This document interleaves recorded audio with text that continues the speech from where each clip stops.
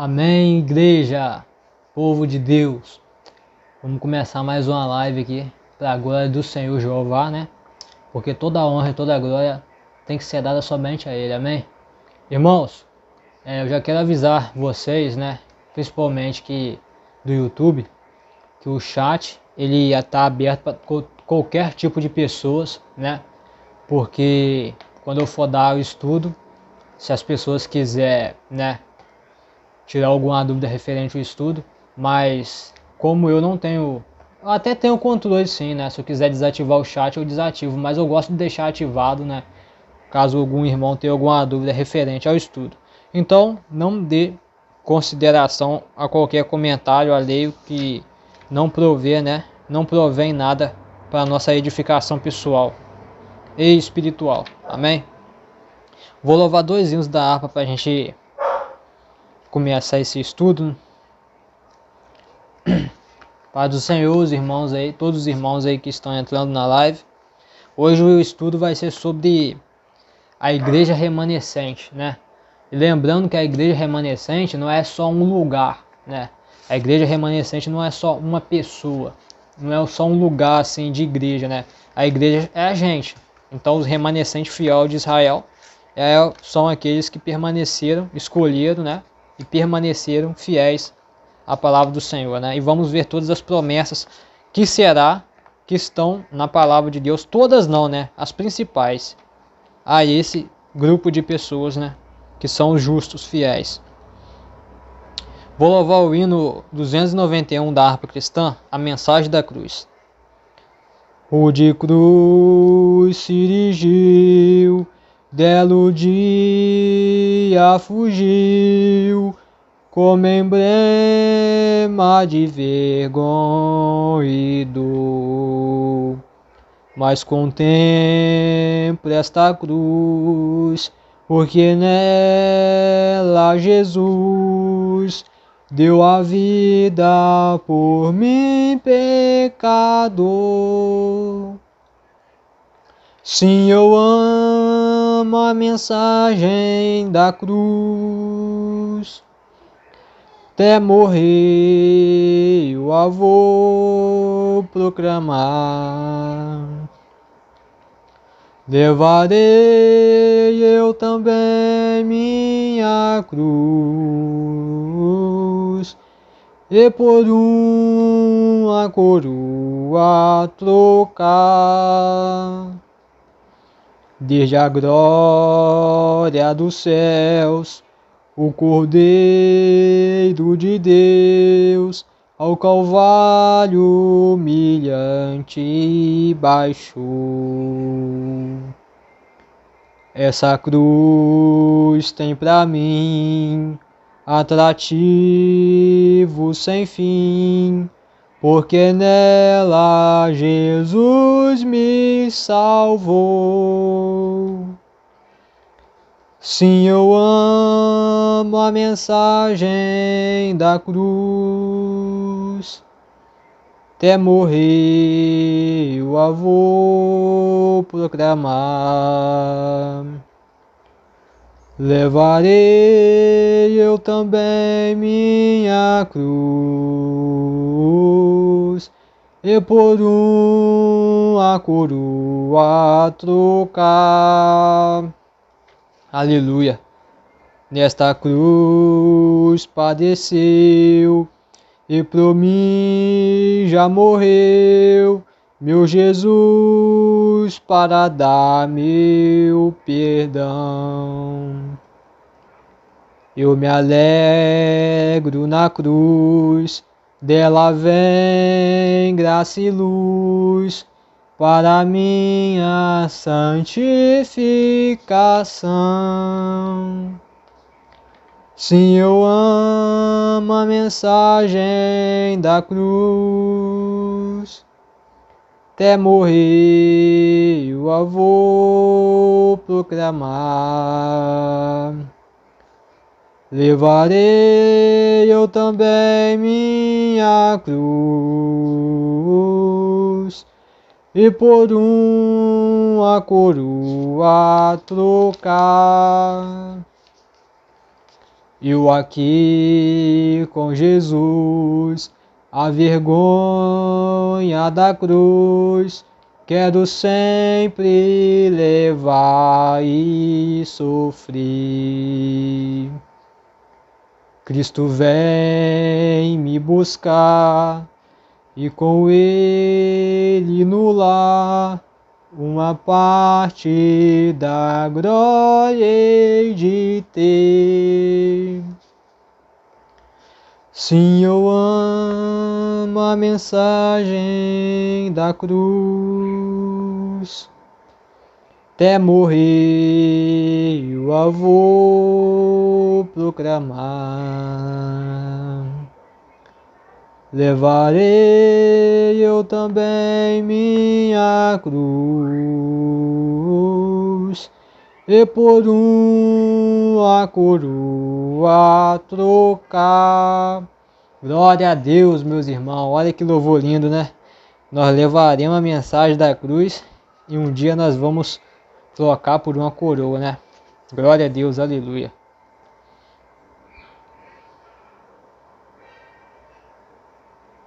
Vamos louvar o 212. Os guerreiros se preparam para a grande luta. É Jesus o capitão que avante os levará. A milícia dos remidos marcha impoluta, certa que a vitória alcançará. Eu quero estar com Cristo, onde a luta se trava, no lance imprevisto, na frente me encontrar, até que eu possa ver na glória, se alegrando da vitória, onde Deus vai me coroar. Eis os batalhões de Cristo prosseguindo avante. Não os vês com que valor combatem contra o mal. Podes tu ficar dormindo, mesmo vacilante, quando atacam outros a Belial. Eu quero estar com Cristo, onde a luta se trava, no lance imprevisto, na frente me encontrar, até que eu possa ver na glória, se alegrando da vitória, onde Deus vai me coroar. Dá-te pressa, não vaciles, hoje Deus te chama para vires pelejar ao lado do Senhor. Entra na batalha onde mais o fogo inflama e peleja contra o vil tentador. Eu quero estar com Cristo, onde a luta se trava, no lance imprevisto, na frente me encontra, até que eu possa ver na glória, se alegrando da vitória, onde Deus vai me coroar. A peleja é tremenda, torna-se renhida, mas são poucos os soldados para a batalha. Ó, vem libertar as pobres almas oprimidas, de quem furioso as quer tragar. Eu quero estar com Cristo, onde a luta se trava. No lance imprevisto, na frente me encontra, até que eu possa ver na glória, se alegrando da vitória, onde Deus vai me coroar. Aleluia, glória a Deus, meus irmãos. Olha que coisa linda, né, meus irmãos? Olha aqui o Senhor nos chamando aqui, ó. Olha o Senhor nos chamando aqui para o combate. Olha aqui que o Senhor diz aqui, ó. Dá-te pressa, não vaciles. Hoje Deus te chama para vires pelejar ao lado do Senhor. Entra na batalha, mas aonde o fogo inflama, e peleja contra o vil tentador. A peleja é tremenda, torna-se renhida, mas são os poucos os soldados para batalhar. Olha aí, são poucos, né? São poucos os soldados que querem batalhar essa guerra, né? Que querem lutar essa guerra, né? Essa guerra invisível aí. Ó, vem libertar as pobres almas oprimidas, de quem furioso as quer tragar. Olha aí, meus irmãos. Olha aí, né? Então não é brincadeira não, né? Vamos entrar na palavra. O diabo tá furioso, meus irmãos, com o povo de Deus. E ele tá usando as armas que ele tem. Ele está usando todo o seu arsenal diabólico para tentar parar a igreja de Cristo nesse último tempo. Por quê? Por que ele está fazendo isso? Nesse curto instante, a gente está vendo cada vez mais o mundanismo contaminando algumas igrejas. Algumas, não são todas, né? Contaminando algumas igrejas. Cada vez mais nós estamos vendo que os servos de Deus estão saindo da presença de Deus. Então Satanás está operando de uma forma aí, né, em volta sobre essa nação de uma forma grande, né? Porque ele não quer perder não, irmão. Ele não quer perder. Ele sente, né, que o grande mestre vai buscar a igreja, porque ele conhece da palavra também, né? Ele também sabe da palavra. Só quem está brincando de ser crente, né, é alguns crentes carnal que tem por aí. Mas o diabo não brinca de ser diabo, não. O diabo não brinca de ser diabo. Então hoje nós vamos falar sobre as portas do inferno, né? Não prevalecerão. Glória a Deus, aleluia. Vamos fazer uma análise do livro de Mateus, capítulo 16 para frente, né? Então nós vamos explicar cada uma dessas passagens. Então, eu vou começar lá no capítulo 16 de Mateus, do versículo 18. Pois também eu te digo que tu és Pedro, e sobre esta pedra edificarei a minha igreja. As portas do inferno não prevalecerão contra ela. E te darei as chaves do reino dos céus, e tudo o que ligares na terra será ligado nos céus, e tudo o que desligares na terra será desligado nos céus. Ok, vamos fazer a interpretação desse versículo. Eu vou fazer o seguinte, eu vou ler cada versículo e logo em seguida da leitura do versículo a gente já vai entrar para a explicação do mesmo, né? Então a gente leu aqui no versículo 18, capítulo 16 de Mateus, e agora nós vamos fazer a análise desse versículo 18. As portas do inferno representam Satanás e a totalidade do mal no mundo, lutando para destruir a igreja de Jesus Cristo. Esse texto não quer dizer que nenhum crente, como pessoa, e nenhuma igreja local, confederação de igrejas ou denominação jamais chegará a cair na imoralidade.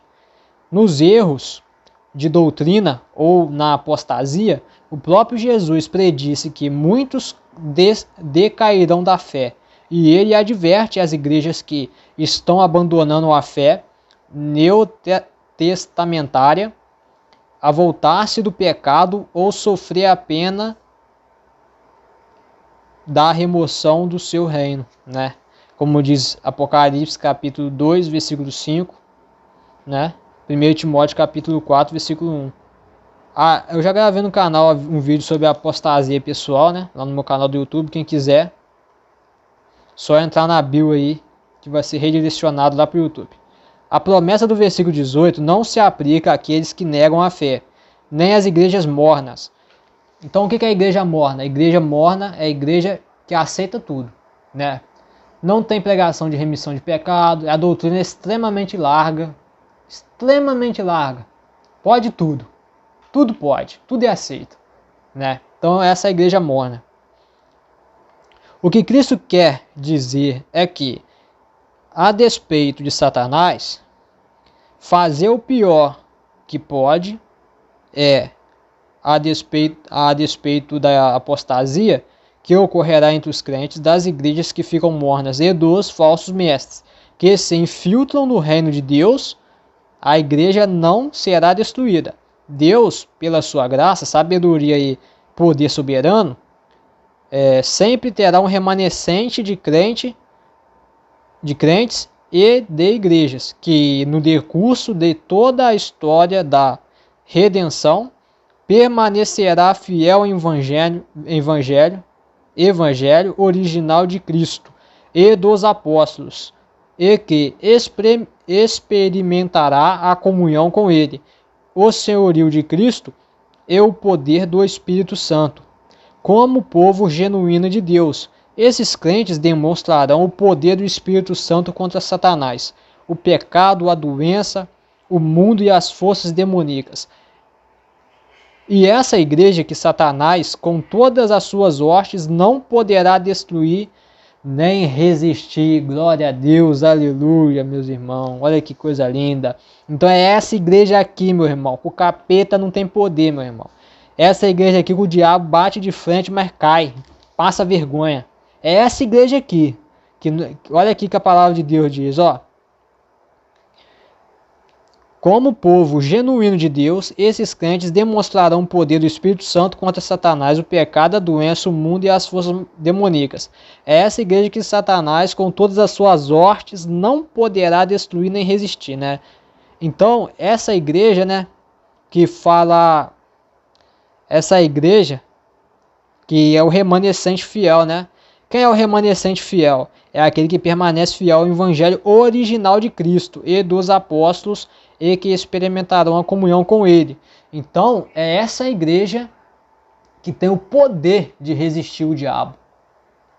Essa igreja é o remanescente fiel em Israel, né? Então, ele aqui faz duas explicações, né? Falando que é crentes e igreja, né? Então, nós sabemos que nós somos a igreja, né? Nós somos a igreja, porque nós somos templo de morada do Espírito Santo, mas também existe o local, né, que a gente reúne. E ele diz que a igreja remanescente, fiel ao mandamento, né, ao estatuto, ao juízo do Senhor, né, fiel ao evangelho original de Cristo e dos apóstolos, né, é que experimentarão comunhão com o nosso Senhor Salvador, né. Aqui, essa igreja aqui, meu irmão, não tem horte espiritual maligna, pode levantar o inferno inteiro, pode ir uma horte espiritual, pode ir não tem como bater de frente, meu irmão. O poder dessa igreja é muito grande. Quando essa igreja fiel, que permanece ao evangelho de Cristo original, é o evangelho original, tá? Não é esse evangelho, esses coach motivacional que está sendo pregado por aí, não. Nem esses pregadorzinhos de padaria aí que fica pregando esses negócios aí de prosperidade, não, tá? Não tô falando nada disso, tô falando evangelho original. Qual que é o evangelho original de Cristo, dos apóstolos? Né? Remissão de pecados, reino dos céus, né? Fé. É isso daí, que hoje em dia quase a gente não ouve mais, né? O reino dos céus, né, que deveria ser o objetivo de nova igreja, parece que está se tornando algo secundário, não parece? Porque o que você ouve é que se a gente dá 20 conto, vai devolver 40. Se a gente dá 100 reais, vai devolver 200 reais. Mas e o reino dos céus? Aonde que fica nessa história? Então essas igrejas mornas não têm espaço para o reino dos céus. Tem espaço para a prosperidade. Tem espaço para o dízimo. 40 horas de pregação de dízimo. 10 minutos de remissão de pecado. 5 minutos de reino do céu. Né? Então aí é por aí. Tá, vamos lá para o versículo 18, né? Pedro, a pedra e a igreja, né? O significado dessa passagem é que Cristo edificará a sua igreja sob a verdade da confissão feita por Pedro, né? E os demais discípulos. Que Jesus é o Cristo, o Filho do Deus vivo, né? Como diz Atos capítulo 3, versículo 3 até o versículo 26. Jesus emprega um trocadilho, né? Ele chama seu discípulo de Pedro, né?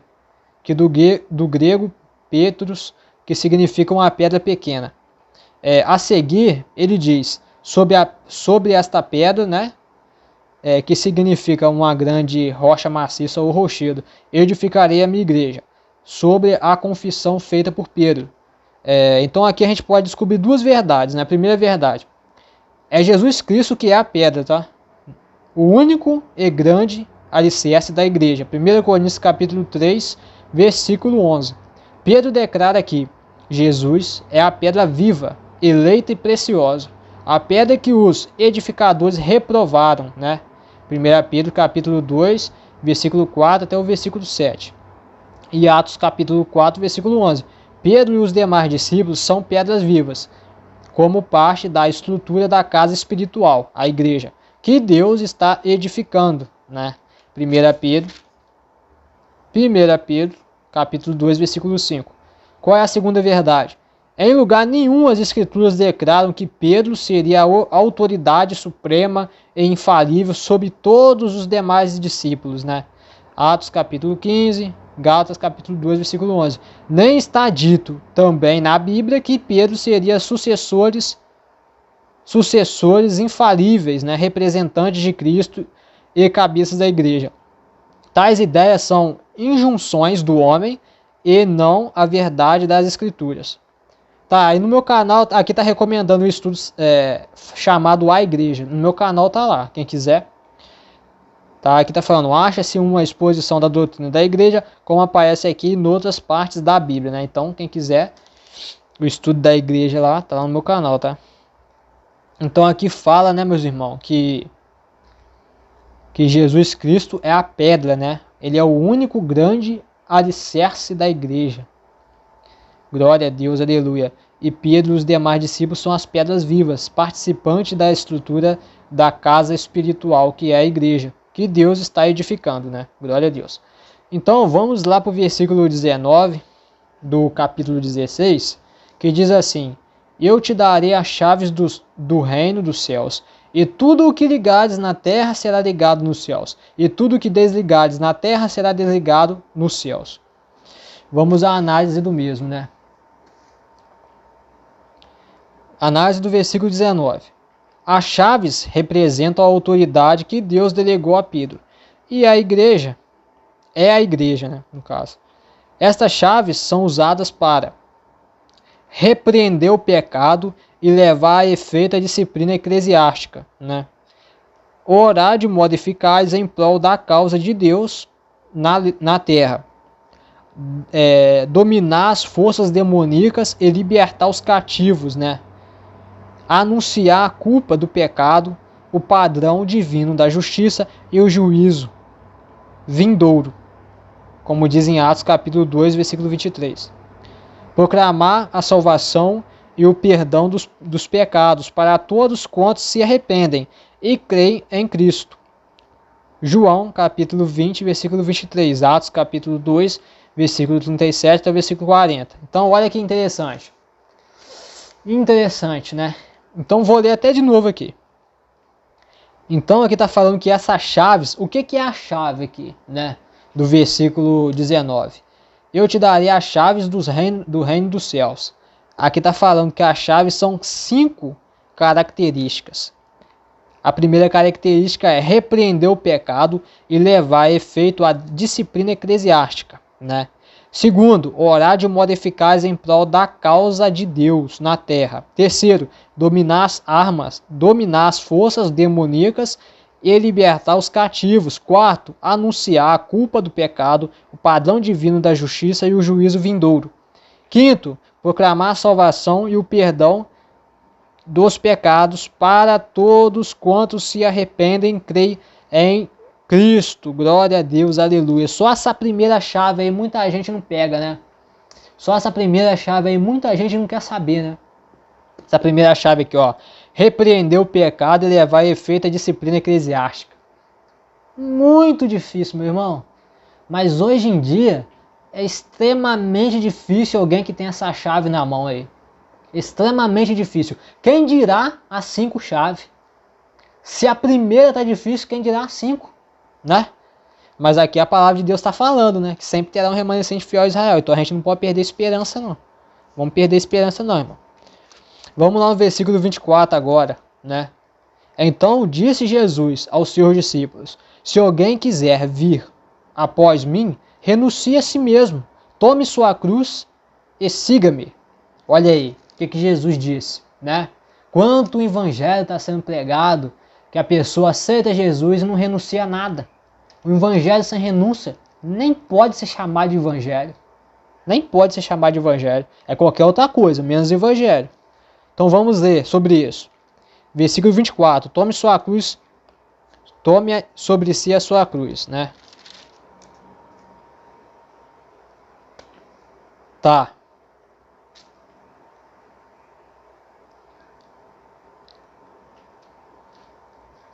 Também vou ler o versículo 28, né? Já que a gente já está aqui. É verdade vos digo que alguns há dos que aqui estão que não provarão a morte, até que vejam vir o Filho do Homem no seu reino. Aleluia, glória a Deus. Aleluia. Agora vamos voltar lá atrás. Tome sobre si a sua cruz, né? Então disse Jesus aos seus discípulos: se alguém quiser vir após mim, renuncie a si mesmo, tome sua cruz sobre si. Tome sobre si a sua cruz e siga-me, né? O que quer dizer isso? Renuncie a si mesmo. Simples. Morrer para o mundo e viver para Cristo, né? Renunciar ao mundo, renunciar à carne, o mundanismo, né? O pecado, tendo em vista que eu sou pecador e eu sempre vou pecar, mas também tendo em vista que eu tenho o Espírito Santo de Deus e eu tenho poder para, em nome do Espírito de Jesus, né? E o Espírito Santo de Deus de fugir do pecado, de renunciar ao pecado. O Espírito Santo de Deus me dá esse poder. Entretanto, tem muitos pecados que não tem jeito. Por exemplo, um pensamento. Como é que você vai impedir um pensamento depois que você já pensou? Já era, né? Mas, entretanto, você tem que entender uma coisa. É como eu disse lá no vídeo, né? Pecado para a morte espiritual, pecado não para a morte espiritual. Pecado para a morte espiritual, você quer ver a diferença? Vamos imaginar a cena. A pessoa que sente vontade de trair e tem um pensamento da traição. Será que a pessoa que pensa na traição é a mesma pessoa que vai lá e trai de verdade lá? Que consome aquele negócio? Não é a mesma coisa, apesar de que não existe pecado grande e pecado pequeno, é apenas pecado. Entretanto, a consequência do pecado muda, né? O adultério é um pecado para a morte espiritual. O Espírito Santo de Deus, entendeu? Afasta completamente. Agora, se a pessoa pensou em adulterar, só dobrar o joelho e pedir perdão que Deus perdoa. Deus perdoa o adultério? Perdoa também. Só que a consequência é a morte espiritual do adultério. Aí até a pessoa voltar a arrependimento sincero, já sabe que é todo um processo, né? Não é assim um estalar de dedo, não é tão fácil assim não, né? Agora, se a pessoa pensou em fazer o que não deve, mas não fez, só parou no pensamento, dobra o joelho e pede perdão, amém. O Espírito Santo de Deus vai continuar contigo, né? E o fogo vai continuar queimando. Entretanto, né, se a pessoa não pedir perdão e for acumulando, vira uma bola de neve. Aí pode, né, acontecer o esfriamento espiritual, né? Que é o esfriamento espiritual. Apesar de não ser a morte espiritual, né, a pessoa ainda tem o Espírito Santo de Deus. Mas as iniquidades abafam o fogo, né? Como diz o apóstolo Paulo lá no 1 Tessalonicenses, né? E Efésios capítulo 4, versículo 30, né? Tome cuidado para não entristecer o Espírito no qual foram selados para o dia da redenção, né? Então os pecados entristecem o Espírito Santo. Então ele vai abafando o fogo do Espírito Santo, vai abafando, a pessoa vai Vai entristecendo o Espírito Santo, vai entristecendo, vai esfriando. Chega um nível que ele já não é capaz mais de ouvir as orientações, né, do Espírito Santo de Deus. Não é capaz, né? Aí é complicado quando chega nesse nível. Então, vamos lá para o versículo 28, né? A explicação dele, vou ler de novo. Em verdade vos digo que alguns há dos que aqui estão, que não provarão a morte, até que vejam vir o Filho do Homem no reino dos céus. Aleluia. Vamos à análise desse mesmo versículo. Vir o Filho do Homem no seu reino, provavelmente se refere ao evento do Pentecoste, quando Cristo batizou seus seguidores com o Espírito Santo e com grande poder, né? Lá em Atos, capítulo 1, versículo 8, versículo 2 e versículo 4. Amém. Glória a Deus. Agora vamos para o capítulo 17, que fala sobre a transfiguração, né? Pai do Senhor, todos os irmãos que estão chegando. Tá, versículo 17 do capítulo 17 de Mateus, né? A transfiguração, a cura de um lunático, né? Tá. Cura de um lunático, então. E Jesus respondendo disse: Ô geração incrédula e perversa, até quando estarei eu convosco? E até quando vós sofrerei? Dizem-mo aqui. Não, é trazei-mo aqui, né? O que ele quer dizer com isso, né? Tá, então vamos lá sobre a explicação desse versículo. Versículo 17, né? Quero lembrar. Versículo 17 do capítulo 17 de Mateus. Incrédula e perversa. Esse texto evidencia o conceito que Jesus tem dos discípulos e das igrejas, que não assistem ao próximo no autêntico poder do reino de Deus. Eu já gravei o vídeo no canal sobre o reino de Deus, né? Quem quiser ver lá. Deixar de libertar os oprimidos por Satanás ou pelos demônios demonstra a falta de fé, de compreensão e de autoridade espiritual. Marcos capítulo 9, versículo 29. O propósito do Espírito Santo, ao registrar as narrativas, ressalta não somente que Jesus expulsava demônios, como também que ele desejava que seus discípulos façam a mesma coisa mediante a fé, oração e jejum.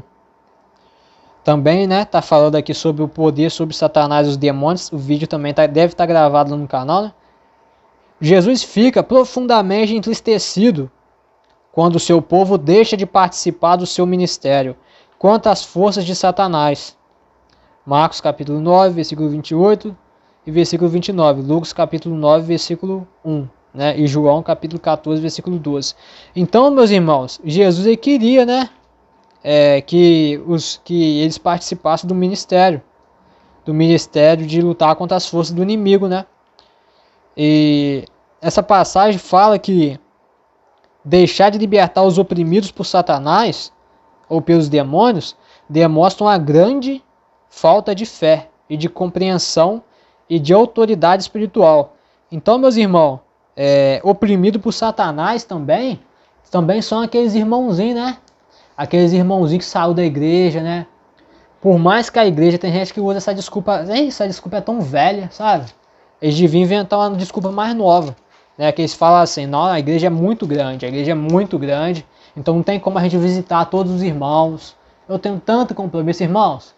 Irmão, pera aí. Tá, vamos pegar todos os obreiros que é consagrado. Quantos obreiros tem na igreja? Se o pastor está ocupado, envia outro. Não tem só o pastor. E também não é só o pastor, né, que precisa visitar as ovelhas, né? Mas aqueles que estão de frente, que têm cargo, eles têm uma obrigação. Eles têm uma certa obrigação, né? Com a igreja em si, com a obra de Deus. Então, se o pastor está ocupado, né, se verdadeiramente, né, ele está ocupado, né, envia o outro. Mas aqueles, meus irmãos, que estão em morte espiritual, eles não têm força para buscar a igreja, não, irmão. Eles não têm força para orar, para ler Bíblia, para jejuar. Quem dirá para sair da sua casa até a igreja? Aí tem pastor que não gosta de apacentar ovelha. Tem pastor que não gosta de visitar.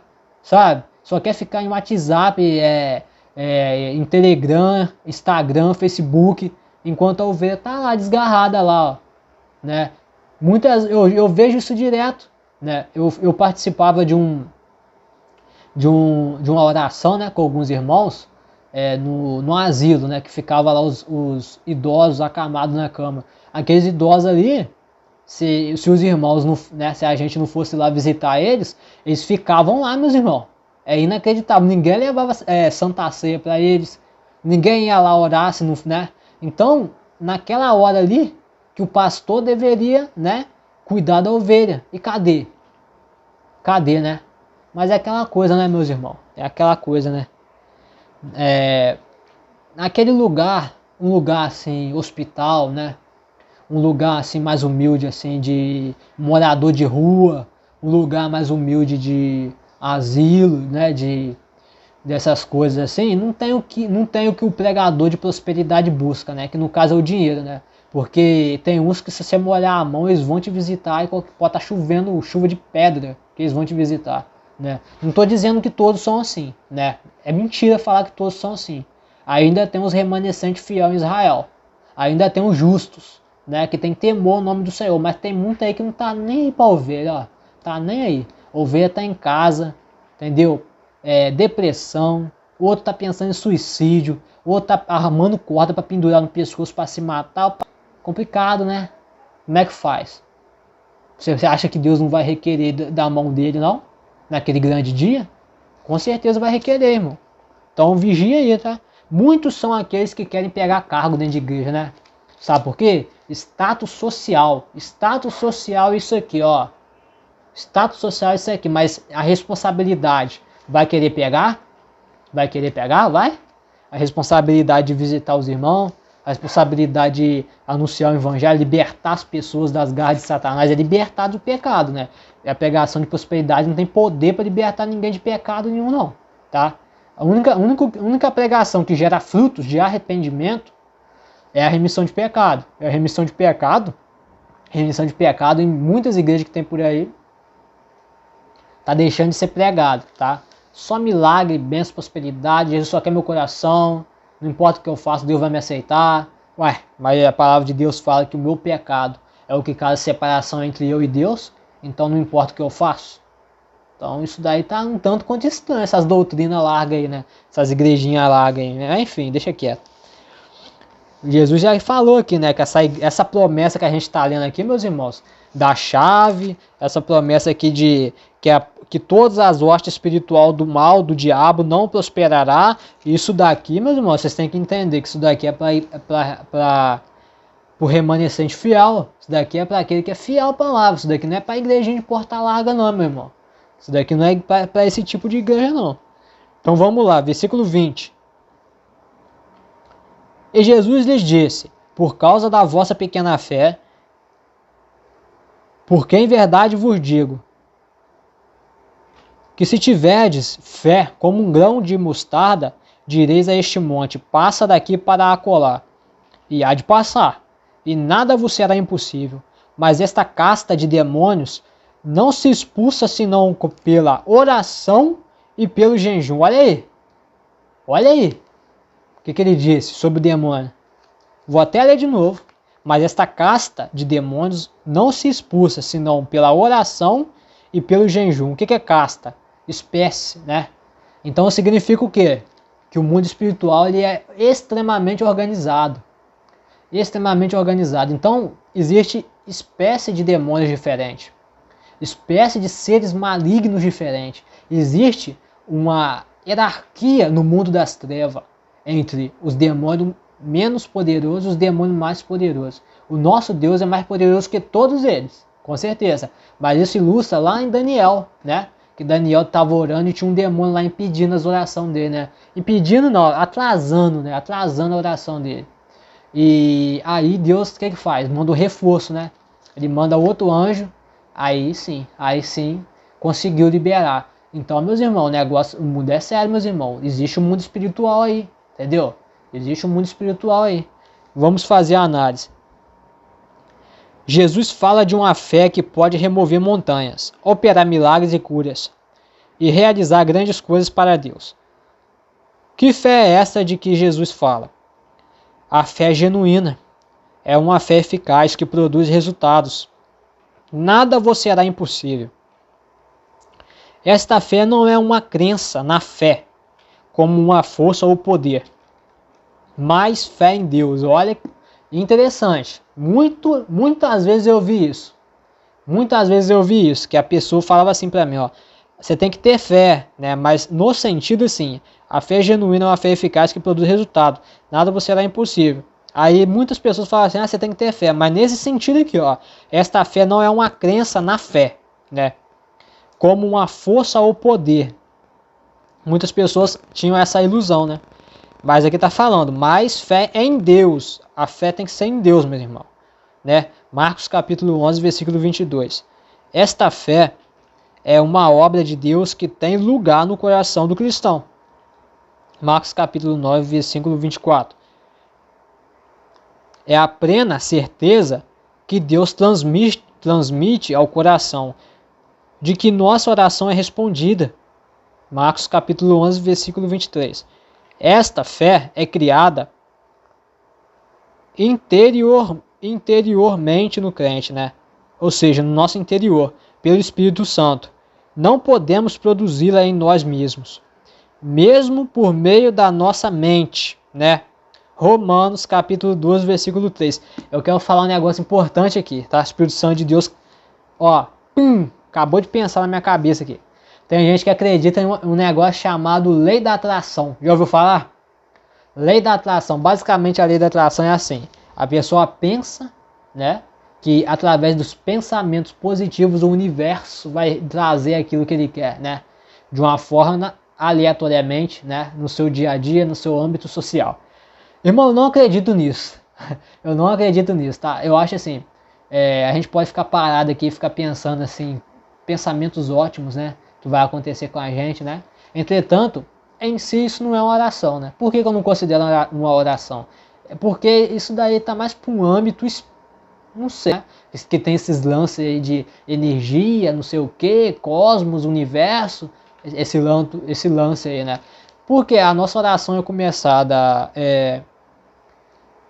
Senhor Jeová, né? Já declarando o nome do Senhor e finalizando como? Em nome de Jesus. O deles não tem nada de Deus, nada de Jesus.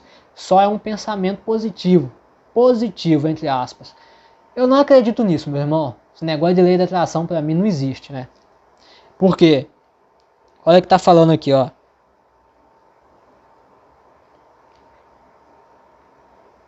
Não poderemos produzi-la em nós mesmos por meio da nossa mente. Ou seja, a fé, a gente não pode produzir por meio da nossa mente não, meu irmão. Né? Por quê? Romanos capítulo 12, versículo 3. Uma vez que esta fé em Deus é um dom que Cristo comunica ao nosso coração, importa-nos estar unidos a Jesus e a sua palavra e ser mais consagrados a Ele. Romanos capítulo 10, versículo 17. Dependemos dele em tudo. Sem mim nada podereis fazer, né? João capítulo 15, versículo 5. E João capítulo 3, versículo 24. E Hebreus capítulo 4, versículo 16. De outras palavras, devemos buscar a Cristo, que é o autor e consumador da nossa fé. Hebreus capítulo 12, versículo 2. A real presença de Cristo conosco é nossa obediência à sua palavra, são a origem e segredo da fé. João capítulo 15, versículo 7. A verdadeira fé sob o controle de Deus, ele nola, concede a base do seu amor, sabedoria, graça e propósito soberano para a execução da sua vontade e como expressão do seu amor por nós. Não deve ser usada para nosso próprio proveito egoísta. Tiago capítulo 4, versículo 3. Quantos irmãos aí, né? Eu já vi isso, que fica vendendo oração. Você acredita nisso, irmão? Meu Deus do céu, vendeu oração. A que ponto a gente chegou? É o fim dos tempos. É o fim dos tempos, irmão. É o fim dos tempos mesmo. Vendeu oração. Tem gente que faz isso. Você já viu aqueles... Não vou falar o nome, não. Já viu aquele povo que fica fazendo leitura de mão? A pessoa dá um dinheiro, a pessoa faz leitura de mão, você já sabe. Mas tem crente que é assim. Eu chamo de crente cartomante. Crente cartomante. Ele chega assim pra uma pessoa assim. Ah, você quer ouvir uma pregação? Você quer que eu ore? Eu oro. Aí depois a pessoa vai dar o dinheiro pra pessoa. Irmão, você me desculpa, tá? Mas isso daí não é coisa de crente, não. Tá? Não é coisa de crente isso daí. Pelo amor de Deus. Então aqui a gente aprendeu que essa fé não é criada pela nossa mente, não. E não podemos produzir em nós mesmos por meio da nossa mente. Ou seja, a pessoa acha que ter fé é só pensar em ter fé. Não é. Essa fé é produzida pelo Espírito Santo de Deus. É algo sobrenatural. Sobrenatural. Porque você acha, né, que vários homens de Deus passaram por tanta coisa ruim. Você acha que foi só pensamento positivo? Só pensamento positivo que fizeram eles passar por tudo aquilo, meus irmãos. É ruim. Duvido. A própria palavra de Deus diz: nós não podemos produzir essa fé. Ela é através do Espírito Santo de Deus. E, aqui ó, olha aqui. Em outras palavras, tá. A real presença de Cristo conosco, a real presença de Cristo conosco, que é a nossa obediência à sua palavra, são a origem do segredo da fé. Entendeu? Obediência à palavra de Deus é o segredo da fé. Obediência. Muitos são aqueles. Muitos são aqueles que dizem, né? Eu aceitei Jesus. Eu amo Jesus. Agora você vai lá no livro de João e pesquisa lá. O que é que aquele que fala, que professa que ama o Senhor, faz? Aquele que me ama faz o quê? Obedece o mandamento. Então esse é o segredo. Fala que ama o Senhor da boca para fora, mas não obedece o mandamento, não ama nada. Mentira. Da boca para fora, isso daí. Então ama aquele que obedece. Tá? Inclusive tem muitas pessoas que veem as leis. Ah não, pelo amor de Deus, é tanta lei. Irmão, aquele que ama o Senhor, vê as leis do Senhor, o mandamento, o estatuto, o juízo do Senhor. Ele não vê isso como um fardo para ele não. Para ele tem prazer. Para ele tem prazer em obedecer, né? Então aquele que não tem prazer em obedecer, não pode dizer que ele ama a Deus, não pode dizer que ele ama Jesus, não pode dizer nada a respeito disso. Vamos continuar. Agora vamos para o versículo 18, né? O maior no reino dos céus. Eita glória, coisa linda. Versículo 3. E disse, em verdade vos digo que, se não vós converterdes e não vos fizerdes como crianças, de modo algum entrareis no reino dos céus. Eita glória! Muitas pessoas equivocam nessa passagem, mas eu já vou entrar sobre isso. Vamos primeiro fazer a interpretação. A conversão consiste no abandono total de toda forma de impiedade e entrega a Deus, seguida da prática de obras de justiça, que produzem frutos dignos de arrependimento. Eu sempre falo aqui, né? O verdadeiro evangelho é o quê? A remissão de pecados, a fé, o reino dos céus, a pregação, a pregação raiz mesmo, tá? Não é assim isso, bajulador aí, enjoado, não. Tô falando pregação raiz. É o quê? O que ela gera? Frutos de arrependimento. A pessoa chegar para você e falar assim, irmão, você pregou a palavra de Deus, eu tô com a consciência muito pesada, porque eu fiz isso, fiz aquilo. Meu irmão, quando a pessoa tem essa mentalidade, você pode ter certeza que os anjos no céu estão louvando. Porque a palavra de Deus diz que um pecador que se arrepende do seu pecado, os anjos no céu louvam a Deus. É isso que importa pra gente, meus irmãos, como servo de Deus. É fazer as pessoas se arrependerem dos seus pecados. Porque eu vos digo, afirmo e vos digo, aquele que não se arrepender pelos seus pecados, jamais verá a face do Senhor. Jamais entrará no reino dos céus. No céu até pode ir, né? Só comprar passagem de avião ali. No céu qualquer um vai, só comprar passagem de avião, né? Agora o reino dos céus aí já é diferente, né? Então, meus irmãos, o verdadeiro evangelho é que produz frutos dignos de arrependimento. É uma atitude que abrange a totalidade do ser humano. Ela é uma necessidade. Porque o homem natural segue um caminho de vida que o leva para longe de Deus, para a morte eterna. 1 Romanos capítulo 8, versículo 18 até o versículo 32. A conversão é o homem voltando-se para Deus e recebendo a dádiva da salvação. Ela é obtida mediante a graça e o poder do Espírito Santo, pela fé, sendo, portanto, uma dádiva de Deus. Atos capítulo 11, versículo 18. Pelo fato de passarmos a andar com Deus, a conversão muda a nossa vida nas áreas do relacionamento com o próximo, dos hábitos, dos compromissos, dos passatempos e do modo de viver. A conversão faz parte da fé salvífica, genuína, e é uma condição básica para a salvação e a santificação. Atos capítulo 26, versículo 18.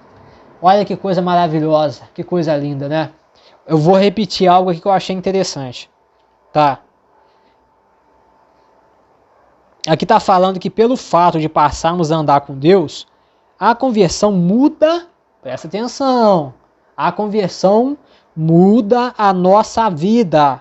A conversão muda a nossa vida nas áreas do relacionamento com o próximo, dos hábitos, ou seja, dos nossos hábitos pessoais, dos compromissos, dos passatempos e do modo de viver.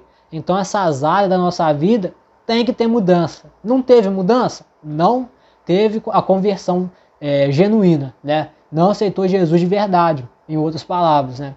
Então, meus irmãos, eu mesmo, por exemplo, quando eu batizei, eu abri muita coisa, eu abri mão assim, de coisas assim, que o Espírito Santo de Deus me incomodava, né? Eu tinha algumas camisas assim, com estampa de caveira, né? Eu lasquei fogo naquele trem tudo. Eu tinha outras roupas lá que, enfim, eu taquei fogo em tudo, queimei. Porque eu usava aquilo, eu não sentia bem, eu não me sentia bem. O Espírito Santo de Deus colocava uma consciência pesada em mim, sabe? Então o Espírito Santo de Deus, meus irmãos, quando ele falar com vocês, vocês têm que ouvir a voz dele, meus irmãos. Vocês não podem censurar o Espírito Santo de Deus, não. Se você censura ele, uma hora ou outra ele vai parar de falar. Ele vai parar de falar. E aí, como é que você vai ficar sem a orientação dele? A gente não é nada sem o Espírito Santo de Deus. A gente não é nada. Aquele que não tem o Espírito Santo de Deus é uma casca de árvore oca. Você já viu a casca de árvore oca quando o cupim come? Aí fica só aquele trem ali, você bate aquele troço, quebra tudo. Fraco. Fraco. Entendeu? Então, obedeça o Espírito Santo de Deus. O Espírito Santo de Deus está falando com você, está te dando consciência pesada, que você tem que abrir mão. Abra mão. Ah, mas eu não tenho tanta pouca roupa, sabe? Mas tenho tanta pouca roupa. Deus proverá, meus irmãos. Se você está fazendo em prol do Evangelho, Deus proverá. Lasca fogo nesse troço logo e queima isso. Vamos lá. Versículo 6. Agora vamos para o versículo 6. Mas qualquer que escandalizar um destes pequeninos que creia em mim... Ah, tá, eu vou voltar aqui para me ler algo a respeito disso. Tá, aqui tá falando sobre a criança, né? Que eu falei que muitos interpretam de forma errada. Falou que temos que ser semelhantes às crianças, né? E qualquer que recebe em meu nome uma criança tal como esta, a mim me recebe. Agora está falando, mas qualquer que escandalizar um destes pequeninos que creem em mim, melhor lhe fora que lhe pendurasse ao pescoço um amor de azeite,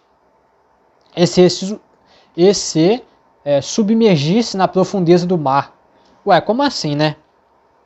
Vamos ver a interpretação aqui.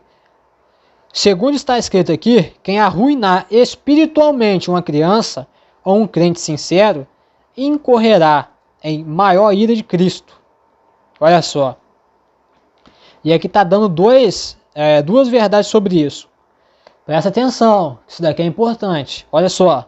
Pastores, professores e especialmente os pais devem prestar atenção especial a esta palavra de Cristo. É responsabilidade dos pais instruir seus filhos nos caminhos de Deus. Lucas capítulo 1, versículo 17. Efésios capítulo 6, versículo 4. 1 Timóteo capítulo 4, versículo 16. E protegê-los da influência do mundo de Satanás. Outra verdade, segunda verdade. Pais cristãos não devem permitir que seus filhos sejam influenciados por colegas ímpios. Olha que interessante.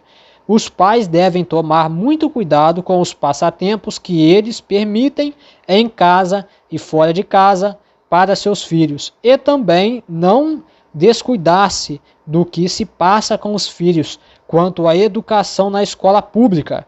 Dependendo do tipo, os meios de entretenimento semeiam o mundanismo na mente e no coração dos filhos. Eu falei isso lá no meu canal e teve gente que foi contra aquilo lá, você acredita? Olha aqui, eu estudo aqui provando aqui, ó. Eu falei lá sobre a idolatria no dia a dia, não falei? Eu falei que a escola é uma lavagem cerebral que a gente passa, a maior lavagem cerebral que a gente passa, porque a gente aprende dentro da escola coisas que contrariam a palavra de Deus de Gênesis a Apocalipse. De Gênesis a Apocalipse, coisa que a gente que contraria a própria palavra de Deus. E eu disse, a educação é importante, entretanto, é mais importante a educação dos pais aos filhos referente à palavra de Deus. Porque se seu filho tiver a consciência da palavra de Deus, saber que essas coisas são práticas pecaminosas, ele vai saber que aquilo ali ele não vai guardar para ele. Agora, uma criança, um ímpio, uma criança de um ímpio, que não tem a educação sobre a palavra de Deus, a escola, meu amigo, a escola ela entra esse conteúdo podre, essa doutrina de homens, mundanismo, né, como o estudo mesmo disse, no subconsciente da criança, isso daí acaba com a vida espiritual da criança, meus irmãos. Acaba. Isso daí faz o jovem mais para frente, que cresceu, teve ali a sua infância, né? A infância é a parte primordial na vida, porque a criança é uma esponja nessa idade, né? Que é muito novinha, é uma esponja. Ela aprende tudo. Tudo que você mostra depois uma criança ali, ela aprende. Então eles aproveitam, meus irmãos. Esse governo é mau, esse sistema é mau. Esse sistema, o mundo jaz no maligno. Vocês têm que entender isso. A gente, que somos a igreja, a gente somos remanescentes, fiel em Israel. Então você doutrina teu filho na palavra. Doutrina teu filho na palavra, tá? Que tem muito costume mundano. Se você quer saber quais são esses costumes mundanos, essas práticas, essas idolatrias, entra lá no meu canal que eu falei. Tá escrito lá, a idolatria no dia a dia. Tem 2 vídeos sobre idolatria. Um que eu falei a idolatria, o que é a idolatria, que tem a miniatura do bezerro de ouro. E o segundo é a idolatria no dia a dia, que eu falo sobre a escola. Que a escola é a maior lavagem cerebral feita e criada pelo próprio diabo, né? Porque foi o diabo que criou isso daí, né? A educação é necessária. Eu entendo que a educação é necessária, eu entendo, tá? Eu entendo que a educação é necessária para o indivíduo, para capacitação, faculdade, emprego. Eu entendo. Amém. Mas existem culturas ali dentro que são passadas ali, cultura de homem. Aquelas culturas, aqueles povos veneravam demônios, irmão. Cultuavam demônio. E eles falam que isso daí não tem nada a ver, não é tradição. Tá? É a tradição que fez os fariseus se voltarem contra Cristo, tá? Você abre seu olho. Você abre seu olho que esse negócio é sério. É sério. Vamos continuar. Tá, aqui a gente já falou, né? Que dependendo, né, do tipo lá da educação pública, o mundanismo vai entrar na mente e no coração dos filhos, né? Como diz Salmo 101, capítulo 3, Efésios capítulo 6, versículo 4, e por aí vai. 38% de bateria no meu celular, misericórdia. Mas eu acho que o principal a gente já falou, né?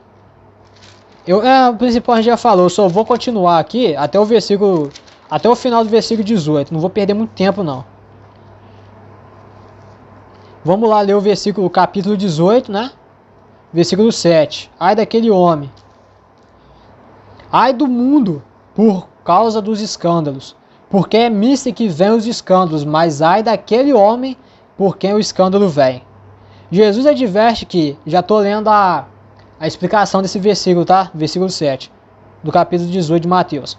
Jesus adverte que aqueles que servem de instrumento para pôr coisas pecaminosas diante dos outros, e especialmente diante de crianças, receberão a extrema condenação. Por escândalos tais como diversões mundanas, ensinamentos humanistas, filmes imorais, literatura pornográfica, drogas, bebidas alcoólicas, maus exemplos, falsas doutrinas e companheiros iníquos, no caminho dos outros é ajuntar-se a Satanás, o grande tentador. O procedimento santo dos fiéis é remover da vida da nossa família, nosso lar, nossas igrejas, e da nossa própria pessoa tudo que possa levar os outros à tentação e ao pecado, né? Não preciso nem dizer nada sobre isso, né? Tá, vamos ao versículo 10. Vide, não desprezais nenhum destes pequeninos, porque eu vos digo que os seus anjos no céu sempre vêm com a face de meu Pai que está nos céus, né? Os anjos, versículo 10. As escrituras ensinam que Deus frequentemente cuida dos seus fiéis por meio dos anjos, os quais têm genuíno interesse e amor pelos filhos de Deus, né? Já vou logo avisando, né? Não fique idolatrando o anjo, não. A gente tem que glorificar o nome do nosso Senhor. Amém? Vamos versículo 15, né? Ora, se teu irmão pecar contra ti, vai e repreenda-o entre ti e ele só. Se te ouvir, ganhaste o teu irmão. Mas se não te ouvir ainda, leva ainda contigo um ou dois, para que pela boca de 2 ou 3 testemunhas, toda palavra seja confirmada. Vamos lá. O Senhor Jesus Cristo expõe o método de restauração espiritual mediante a disciplina de um cristão, professo, que venha pecar contra outro membro da igreja. Negligenciar esse ensino de Cristo levará os crentes à transigência com o pecado e logo mais essa igreja deixará de ser o povo santo de Deus. 1 Pedro capítulo 2, versículo 9. O propósito da disciplina eclesiástica é manter a reputação de Deus. Romanos capítulo 2, versículo 23 e versículo 24. Proteger a pureza e a moral e a integridade doutrinária da igreja. 1 Coríntios capítulo 5, versículo 6. E 2 João capítulo 7, versículo 11. E procurar salvar a alma do crente desgarrado e restaurá-lo à semelhança de Cristo. Tiago capítulo 5, versículo 19. Primeiramente, deve-se lidar com o transgressor e repreendê-lo em particular. Se ele atender, deverá ser perdoado. Se o transgressor recusar atender ao seu irmão na fé, e a seguir fizer o mesmo ao ser visitado por um ou dois outros membros juntos, e por fim recusar-se também a atender a igreja local, deve ser considerado como um gentil e publicano, ou seja, um desviado. Como alguém que está fora do reino de Deus, separado de Cristo e caído da graça. Gálatas capítulo 5, versículo 4. Não tem condições de ser membro da igreja e deve ser desligado da comunhão da mesma. Tá, a comunhão da mesma é afastar dos cargos, tá? Não é expulsar o homem da igreja, não. Tem muito crente aí que quer expulsar o homem da igreja, né? Quer expulsar os membros da igreja, né? E só Deus para ter misericórdia. A conservação da igreja, da pureza da igreja, deve ser mantida, não somente nas áreas do pecado e da imoralidade, como também em caso de heresia doutrinária e de infidelidade à fé histórica do Novo Testamento. As Escrituras ensinam que a disciplina eclesiástica deve ser exercida num espírito de humildade, de amor, de pesar e de autoexame. 2 Coríntios capítulo 2, versículo 7. Até o versículo 7. Gálatas capítulo 6, versículo 1. Pecados de imoralidade sexual na igreja devem ser tratados de conformidade com 1 Coríntios capítulo 5, versículo 1 até o versículo 5. 2 Coríntios capítulo 2, versículo 6 até o versículo 11. Esses tipos de pecados graves a igreja toda deve tratar o culpado com pesar e lamento. 1 Coríntios capítulo 5, versículo 2. Disciplinando o culpado com pesar e lamento, né, como eu já falei, o transgressor o suficiente, né? 2 Coríntios capítulo 2, versículo 6. E excluindo da igreja. 1 Coríntios capítulo 5, versículo 12 até o versículo 13. Posteriormente, após um período de evidente arrependimento, o disciplinado poderá ser perdoado, receber outra vez o amor dos irmãos e ser restaurada a comunhão. 2 Coríntios capítulo 2, versículo 6 ao versículo 8. Os pecados de um obreiro devem ser primeiro tratados em particular e em seguida os comunicados à igreja, pois está escrito: arrependa-os na presença de todos, para que também os outros tenham temor. 1 Timóteo capítulo 5 até o versículo 19 até o versículo 20. Gálatas capítulo 2, versículo 11 e versículo 18. Os dirigentes da igreja local devem tá? Devem ser, lembrar-se da responsabilidade de apacentar a igreja, né? O Senhor requerirá deles uma prestação de contas do sangue de todos, como diz Atos capítulo 20, versículo 26, que se perderem porque os ditos líderes não cuidaram de sua restauração, disciplinar ou exclusão, segundo a vontade e o propósito de Deus. Eita glória, vocês viram, né? Aqui tá falando sobre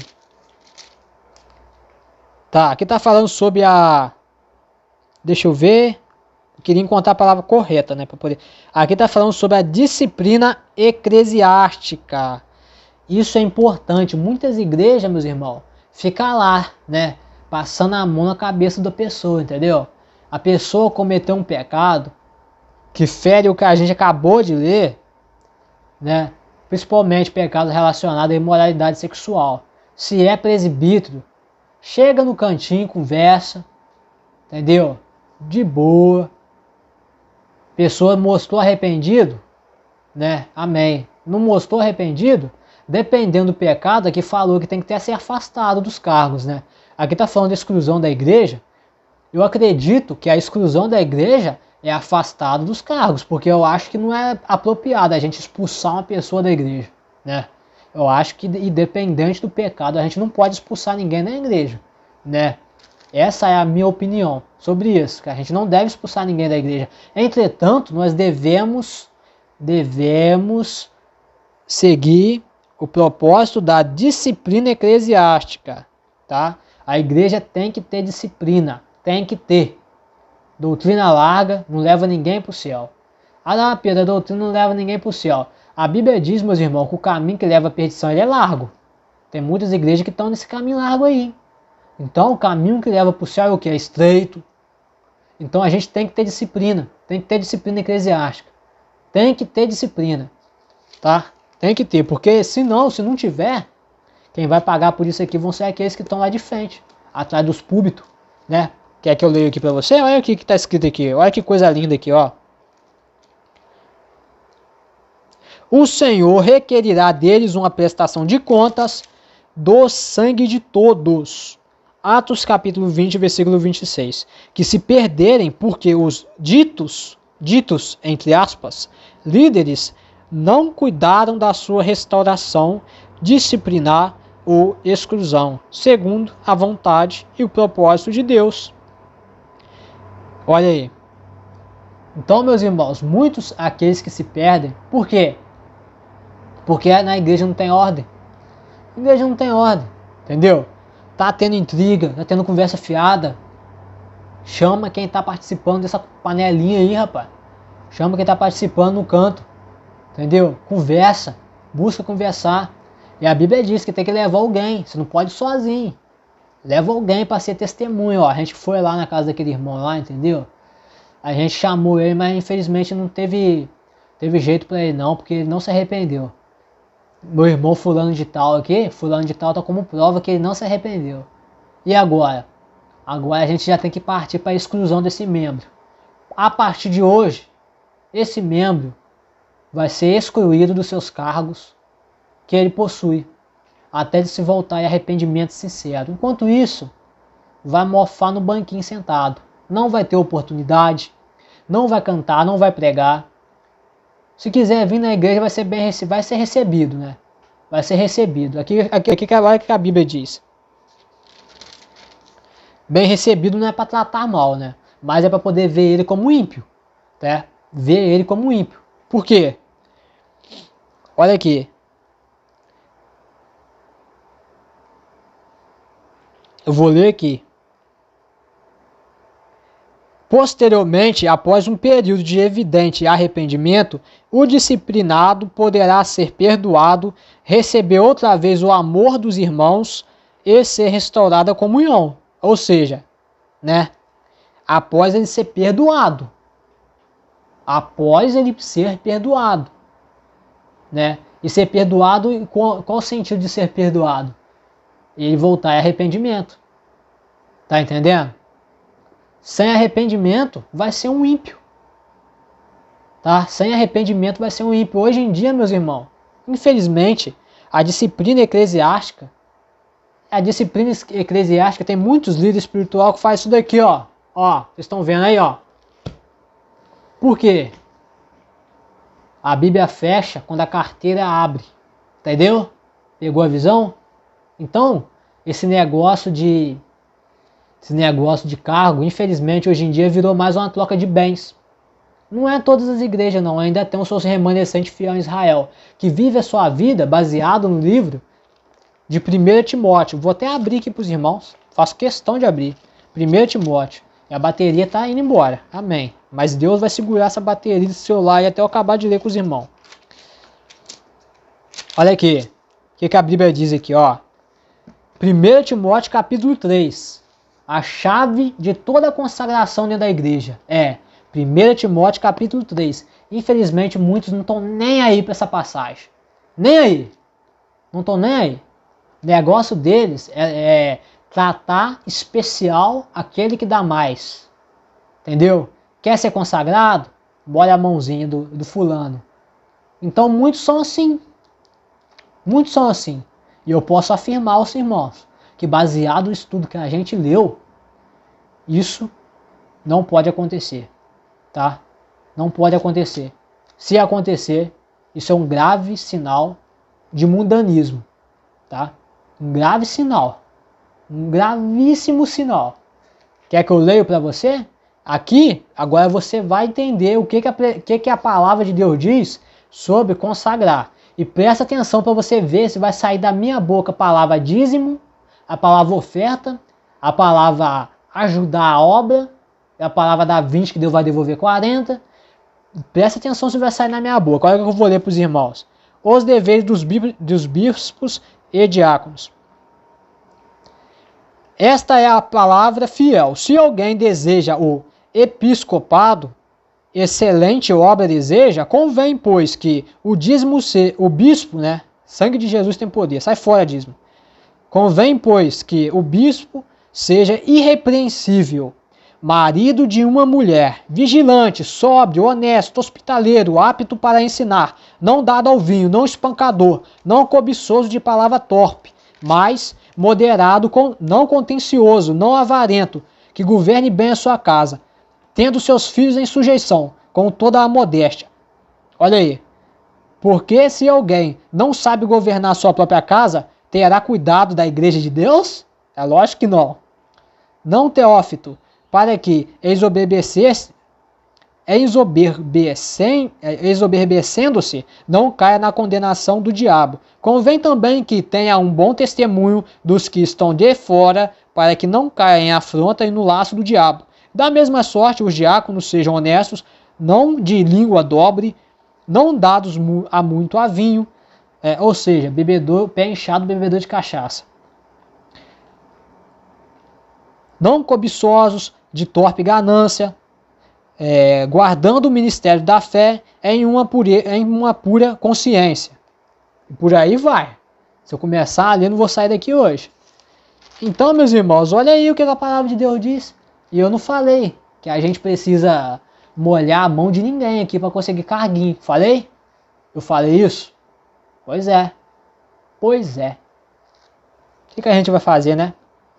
Então a palavra de Deus diz aqui, né? Como é um homem de Deus, 1 Timóteo, capítulo 3. Esse é o homem de Deus que, se obedecer essa palavra aqui, ó, de 1 Timóteo, capítulo 3, está apto, ou, se não obedecer, não está apto. Pode ter certeza, meu irmão, que tem muitos que não estão aptos. Não estão aptos. Não estão aptos a cargo nenhum de igreja. Porque não obedece essa passagem aqui. Mas muitos daqueles que estão lá na frente dão. Por que dão? Cargo. Por quê? Por que trata dessa forma diferente dos outros? Isso daí é o que cada um tem que exortar, né? Cada um tem que se exortar sobre isso. Então, meus irmãos, a gente viu aqui, né? A palavra de Deus, né? E deixa eu dar uma olhada aqui. Tá. Então eu vou até meditar aqui com os irmãos aqui sobre essa palavra de 1 Timóteo capítulo 3. o que a gente leu aqui. O que significa, né? Se alguém deseja o episcopado.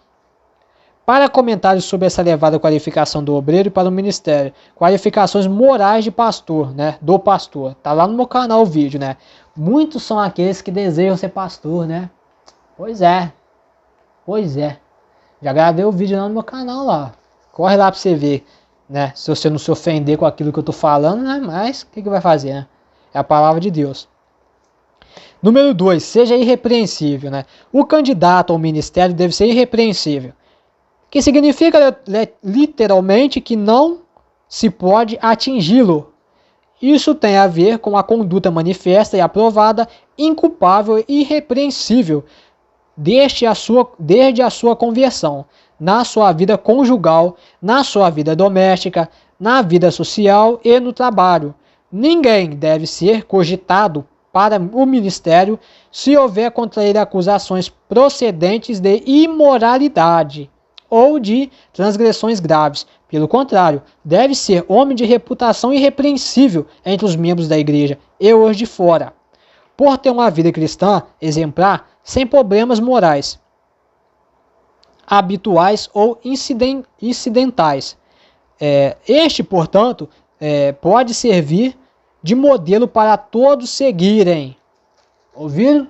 De modelo para todos seguirem. Eu vou continuar. Tá? Enquanto tiver bateria aqui, eu tiver voz, vamos embora. Isso daqui você não ouve não, tá? Isso daqui é muito difícil você ouvir, né? Mas aqui você ouve mesmo. Aqui você ouve. Não dado ao vinho, né? Essa expressão, que do grego significa me paroinon, eu acho que é assim que pronuncia. Formada de me, que significa não, e parainon, palavra composta que significa literalmente ao lado do vinho, perto do vinho ou com o vinho. Aqui a Bíblia requer que nenhum pastor ou presbítero fique sentado ao lado do vinho, ou esteja com vinho. Em outras palavras, não deve beber vinho embriagante. Rapaz, você já acredita que eu ouvi já? Rapaz, eu já ouvi de líder espiritual que o negócio da bebida é assim. Ó, meu irmão, o negócio da bebida é assim.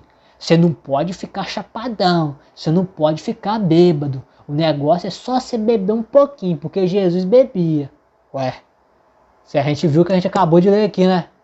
Pois é, né? E ainda é pastor, hein? Pastor cachaceiro. Meu Deus do céu. É o fim do tempo. É o fim do tempo. Nem ser tentado ou atraído por ele, nem comer e beber com os ébrios, como diz Mateus capítulo 24, capítulo 49. A abstenção total de vinho fermentado. O que é vinho fermentado? Bebida alcoólica, né? Basicamente. Era a regra para os reis, príncipes e juízes, no Antigo Testamento, Provérbios capítulo 31, versículo 4, versículo 7. Era também a regra para todos que buscavam o mais alto nível de consagração a Deus. Levítico capítulo 10, versículo 8 até o versículo 11. Números capítulo 6, versículo 1 até o versículo 5. 1 Samuel capítulo 1, versículo 14 até o versículo 15. Eu posso ficar aqui até amanhã dando passagem. Provérbios capítulo 23, versículo 31. Né? Aqueles que dirigem a igreja de Jesus Cristo certamente não devem adotar um padrão aquém do que vai aqui. Além do que vai aqui, né? Basicamente. Além disso, todos os crentes da igreja são chamados de sacerdotes e reis. 1 Pedro capítulo 2, 1 Pedro capítulo 2, versículo 9, Apocalipse capítulo 1, versículo 6. E como tais, devem viver à altura do mais alto padrão de Deus. Jó capítulo 2, versículo 23. Aqui é algo interessante. Vou falar de novo. Olha aqui. Era também a regra para todos que buscam o mais alto nível de consagração a Deus. Ouviu? A abstenção do vinho fermentado ou da bebida alcoólica era para aqueles no Antigo Testamento, que ficou conhecido ali. A abstenção total significava atingir os mais altos níveis de consagração a Deus. Ou seja, isso me dá a entender que a pessoa que gosta de uma cana, jamais será consagrada a Deus enquanto não abrir mão desse hábito. Isso deixa a entender, né? Porque se aqui está falando que Isso aqui está falando que lá no livro, olha aqui, ó, de Levítico, capítulo 10, versículo 8 até o versículo 11, a abstenção total desse vinho fermentado era uma regra para os reis e príncipes do Antigo Testamento, como diz Provérbios capítulo 31, versículos 4 até o versículo 7, também era a regra para todos que buscavam o mais alto nível de consagração a Deus. E aí? Eu já ouvi isso. Quando eu ouvi isso, rapaz, o cara falando, o homem de Deus, suposto homem de Deus falando que não tinha problema, deu vontade de passar a mão na minha Bíblia, meu amigo, meter o pé na mesma hora do culto. Eu só não saí em reverência à palavra de Deus, entendeu? Porque eu acho que é errado sair no meio da pregação, mas pelo amor de Deus, rapaz, é difícil, é complicado. Agora vamos falar aqui do versículo 4 de 1 Timóteo, governe bem a sua casa. Uma das qualificações de destaque para o candidato que aspira ao pastorado, daqui serve para qualquer consagração, não é só pastorado não, tá? É a fidelidade no casamento e nos relacionamentos familiares. Para mais, tá, aqui tá falando qualificações morais do pastor, já gravei o vídeo. Então a fidelidade no casamento, né? Isso é o básico, fidelidade no casamento. Já pensou? O cara é pastor, mas tem 7 mulheres, uma para cada dia de semana. Pelo amor de Deus. Tem uns aí que tá aí, não duvido não, eu não duvido não, irmão. Eu não duvido não. A gente está vivendo num tempo que a gente está vendo de tudo. De tudo. A gente já está na era da apostasia. É uma apostasia generalizada. Entretanto, não é todos, né, que estão aí vivendo na apostasia, não. Porque nós temos a promessa que a gente viu lá atrás, da igreja remanescente, o fiel de Israel. Amém? Está falando aqui também que tem um bom testemunho, no versículo 7. O pastor candidato ao pastorado deve ter bom testemunho de 2 grupos, dos de dentro da igreja, os membros da igreja, os de fora, né, que não pertencem à igreja. Deve sempre ter tido uma vida justa de acordo com o evangelho de Cristo. Fale nada. Tá, versículo 8, o diácono. O diácono, né, do grego diakonos, significa servo. Uma das funções deles na igreja do Novo Testamento é vista em Atos capítulo 6, versículo 1 até o versículo 6. Deviam ajudar os pastores, cuidando dos assuntos temporais e materiais da igreja, de tal maneira que os pastores pudessem dedicar-se à oração e ao ministério da palavra. As qualificações espirituais dos diáconos são essencialmente as mesmas dos pastores, ouviu? Agora eu te pergunto, se a do diácono é a mesma do pastor, toda a consagração dentro da igreja é baseada aqui, meu irmão e minha irmã. Baseada aqui, 1 Timóteo capítulo 3. 1 Timóteo capítulo 3. Toda a consagração, título, responsabilidade que a pessoa dirige a um obreiro, a um irmão, um simples irmão. Eu te consagro diácono. Tem que viver isso daqui. Se não está vivendo, não está apto. Não está apto, tá? Não está apto. Falando bem curto e grosso, né? Tá, vamos lá ao versículo 8. Eita glória, essa bateria tá indo embora. Vou falar rápido aqui do versículo 8. Não dados a muito vinho, né? A respeito dessa qualificação, deve-se notar-se o seguinte. É moralmente inconcebível que o apóstolo estivesse aprovando o uso moderado de todos os tipos de vinho existentes nos dias dele. Muitos vinhos eram compostos perigosos, né? Como diz Provérbio, capítulo 23, versículo 29 até o versículo 35. Alguns interpretam as palavras de Paulo no sentido que os diáconos não deviam ser beberrões habituais, como eu disse antes, né? E que, assim, ele tolerava um uso moderado de bebidas alcoólicas. Paulo, no entanto, declara que a embriaguez é um pecado tão terrível que exclui a pessoa do reino de Deus. 1 Coríntios capítulo 6, versículo 10. É absurdo, portanto, dizer que Paulo exigiu como um dos altos padrões para os diáconos que eles não fossem beberrões habituais, incrédulos. Logo, Paulo deve ter em mente um sentido diferente de vinho, que não era o embriagante, né? Ou seja, qual é o vinho que não é o embriagante? Eu já disse antes no canal que eles falavam vinho, né? Existiu o vinho fermentado e o vinho não fermentado. O vinho fermentado é bebida alcoólica, vinho não fermentado, suco de uva. né? Então, vinho, na qual eles falam, né, se refere ao suco da uva, tá? Quando ele fala vinho fermentado, é o vinho, você sabe, vinho alcoólico, né?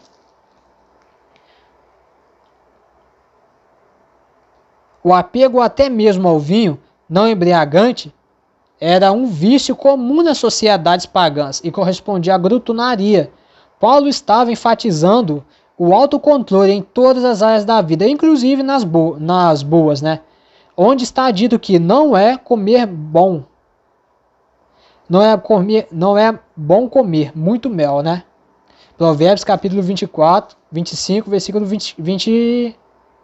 Provérbios capítulo 25, versículo 24, 27. O apóstolo Paulo não ficou sozinho neste tipo de admoestação. A literatura rabínica contém advertências a respeito do uso excessivo do suco doce de uva, sem fermentação. Essa literatura refere-se a tirosh, né? Acho que é assim que fala. Uma bebida de uva que inclui todos os tipos de suco doces, de mosto, mas não o vinho fermentado. Que, se for bebido com moderação, contribui para a liderança. Se for bebido excessivamente, leva à pobreza. Quem a bebe habitualmente, empobrecerá com certeza, né? Então vamos lá para o versículo 15, né? Porque o meu celular está descarregando, irmão. Igreja, coluna e firme de verdade, né? Versículo 15. Vou ler rápido aqui o versículo 15. Mas sem tardar, para que sabeis como convém andar na casa de Deus, que é a igreja do Deus vivo, a coluna e firmeza da verdade. Vamos para a análise. A igreja deve ser o fundamento da verdade do evangelho. Ela sustenta e preserva a verdade revelada por Cristo e pelos apóstolos. Ela recebeu esta verdade para obedecê-la. Mateus capítulo 28, versículo 20. Escondê-la no coração, Salmo 119, versículo 11. Proclamá-la como a palavra da vida, né? Defendê-la e demonstrar seu poder no Espírito Santo. Marcos capítulo 16, versículo 15 até o versículo 20. Então, meus irmãos, eu podia até falar um pouco mais, né? Mas aqui, eu só falei sobre isso, né? Eu já até gravei no meu canal sobre isso daqui. Eu nem deveria falar, mas alguns aqui nem são inscritos no meu canal, então eu acho que deveriam ouvir, né? Toda consagração dentro da igreja, responsabilidade, mérito, não importa. Qualquer responsabilidade, 1 Timóteo capítulo 3, tá? Fora o contexto dessa palavra, se a pessoa não vive essa palavra aqui, eu afirmo e reafirmo, não está apto a nenhuma responsabilidade de cargo. A pessoa vai dizer assim, mas eu tenho dúvida se eu estou apto ou não estou apto. Leia 1 Timóteo capítulo 3. Leu? Você se sentiu consciente com o que você leu? Tá com a consciência leve e tranquila? Agora você vai lá nos mandamentos, estatuto e juízo de Deus. Também tá limpo? Amém. Deus também te falou, né? Porque Deus também tem que te falar, né? Que hoje em dia muita gente dá cargo pro outro aí, né? De forma, não, Deus falou comigo. Amém. Mas Deus também tem que falar comigo, né? Deus também tem que falar com você, né? Tá te dando um cargo? Vai buscar de Deus isso daí. Vê se é de Deus mesmo, né? Se for de Deus, vai dar tudo certo. Mas se não for de Deus, se você for inventar de pegar responsabilidade, meu irmão, vai te dar dor de cabeça. Vai te dar dor de cabeça, entendeu? Você tem que ir de acordo com o seu chamado.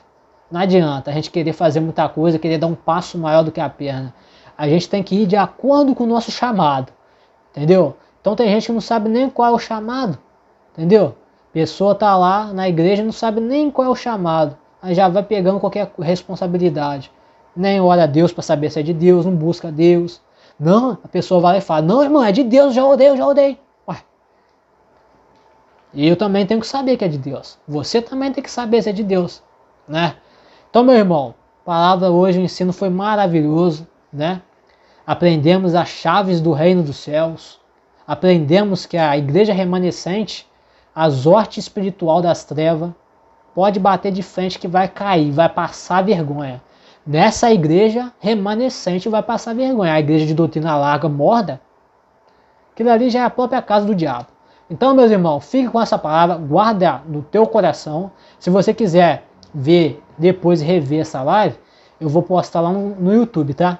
No meu canal é só você clicar aqui, ó, na bio, que você vai ser redirecionado lá e você se inscreve no meu canal, que eu vou colocar lá no meu canal no YouTube, amém? Segue aí se você gosta de ouvir os estudos da palavra de Deus, né? Porque o Senhor disse, todo estudo divinamente inspirado na palavra de Deus é proveitoso. E qualquer líder espiritual que for contra o estudo da palavra de Deus, se ele realmente for da palavra de Deus, esse homem aí não está com Deus não, tá? Ele não está com Deus, porque a própria palavra de Deus diz isso. Todo estudo é proveitoso, se for da parte de Deus, né? Se for da palavra de Deus. Então a gente viu aí que o que falta hoje em dia é justamente isso, né? Justamente isso, né? Então, meus irmãos, conhecereis a verdade, e a verdade vos libertará. A única verdade que tem é a palavra de Deus. A palavra de Deus é soberana. É a boca de Deus na terra. Amém?